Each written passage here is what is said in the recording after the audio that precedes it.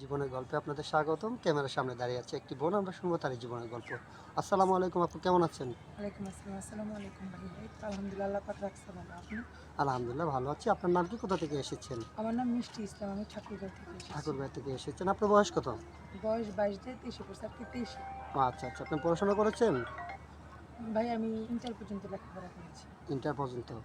আচ্ছা, আপনার ফ্যামিলিতে কে কে আছে বর্তমানে? ভাই আমার 5 বছর বয়সে আমার মা মারা গেছে। আমার আব্বু আবার বিয়ে করছিল আমার সুখের জন্য। তো উনি আমার সুখটা চায়নি।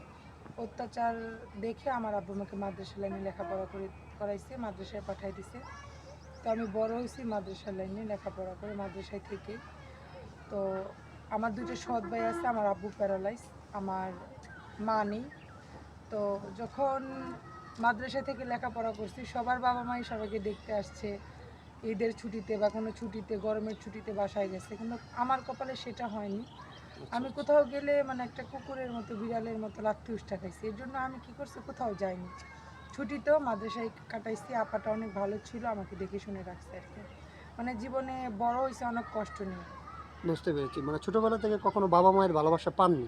কারো ভালোবাসাই ভাই আমি পাইনি। যে একটা কথা আছে হাদিসে যে সবুরে নেওয়া পড়া, কষ্টের পরে সুখ জি আছে। জি, প্রত্যেকটা তো মানুষের জীবনে কষ্টে পরে সুখ হ্যাঁ, আসে। ধৈর্য করলে ফল একদিন পাওয়া যায়। তো আমি ওই ধৈর্যে আছি যে আমার কপালের বাবা মার সুখ থেকে আমি বঞ্চিত হয়েছি। তো এখন পড়ে আছে আমার জীবনে স্বামী সুখ। তো দেখি আমি স্বামী সুখটা পাই কিনা। আচ্ছা ঠিক আছে, আপনার বিয়ে শাদী হয়নি? না ভাই, আমার বিয়ে এখন হয়নি। আমার মা আমাকে বিয়ে দেয়নি এই কারণে যে আব্বুর প্যারালাইজ হওয়ার পরে যে জায়গা সম্পত্তিটা নিয়ে নিছে, তো এটা যদি আমাকে বিয়ে দেয় তাহলে তো আমার হাজব্যান্ড, আমার শক্তি বাড়বে। জি জি। তো এর জন্য আর কি ওনারা প্ল্যান করে আমাকে বিয়ে দেয়নি। আচ্ছা, বুঝতে পেরেছি। এখন কথা হচ্ছে, আপনি আমাদের এখানে আসছেন একটা ভালো জীবনসঙ্গীর আশায়। হ্যাঁ ভাই। আচ্ছা ঠিক আছে, সমস্যা না, আমরা চেষ্টা করব। আপনাকে যিনি বিয়ে করবেন ওনার বয়সটা কেমন হতে হবে? বয়স কোনো ম্যাটার করে না। আমি আগেও বলেছি, এখনও বলছি যে আমি কোনো ইয়াং ছেলেকে বিয়ে করব না। ইয়াং ছেলে আজকে আছে কালকে নেই। কোনো সুন্দর রূপ যৌবন মানে রূপ দেখব না। রূপ দিয়ে ধুয়ে পানি খাবো না। আমি একজন ভালো চরিত্রের মানুষ চাই, তার বয়স যতই হোক। জি আপু। যেন উনি যদি 50 বছর হয়, মৃত্যুর আগে তো উনি আমাকে আগলে রাখবে যে আমার বউটার অল্প বয়স, উনি আমাকে আদর করে রাখবে, যেন বউটা না যায়। সুন্দর কথা বলেছেন আপনি। যাই হোক, আপনার সাথে যোগাযোগ করার মাধ্যম কি?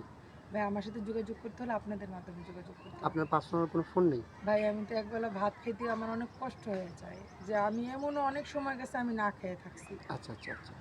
ফোন আহ, কেনার টাকা তো আর, ফোন তো আর 1000 আর 2000 টাকা হলে কিনা যায় না। যাই হোক আপু, বুঝতে পেরেছি। আপনাকে এসব কথা বলে আর লজ্জা দিতে চাচ্ছি না। সুপ্রিয় দর্শক, এই মুহূর্তে দেখতে পাচ্ছেন ডিসপ্লেতে একটি নাম্বার। এই নাম্বারটা হচ্ছে আমাদের ইউটিউব চ্যানেল কর্তৃপক্ষের নাম্বার। যদি কোনো ভাই ওনার সঙ্গে যোগাযোগ করতে চান, ওনার দায়িত্ব নিতে চান, তাহলে এই নাম্বারে একটা স্ক্রিনশট মেরে পাঠিয়ে দিয়ে আমাদেরকে ভয়েস করবেন। আমাদের প্রতিনিধিরা আপনার সাথে যোগাযোগ করবে। কেউ অযথা অডিও কল, ভিডিও কল দিয়ে আমাদেরকে বিরক্ত করবেন না। আপু, আপনি নামাজ কালাম পড়েন? ভাই আমি মাদ্রাসা লাইনে লেখাপড়া যেহেতু করেছি, আমি 5 ওয়াক্ত নামাজ পড়ি। দেন আমি তাহাজ্জুদে নামাজ পড়ে কোরআন শরীফ করে আল্লাহর কাছে একটাই জিনিস চাই, যেন আমি একজন ভালো মনের স্বামী পাই। আচ্ছা, আমি লাস্ট একটা কোশ্চেন আপনাকে করব। বিয়ের পর স্বামীকে কোথায় নিয়ে ঘুরতে যাওয়ার ইচ্ছা আছে স্বামীর সাথে? আমার স্বামীর যদি মানে ওই রকম আর্থিক অবস্থা ভালো থাকে, আমার অনেক ইচ্ছা ভাই আমি হজ করবো। আচ্ছা, ইনশাআল্লাহ আল্লাহ তাআলা যেন আপনার মনের আশাটাকে পূর্ণ করে। ভালো থাকবেন, সুস্থ থাকুন, আল্লাহ হাফেজ। আসসালাম।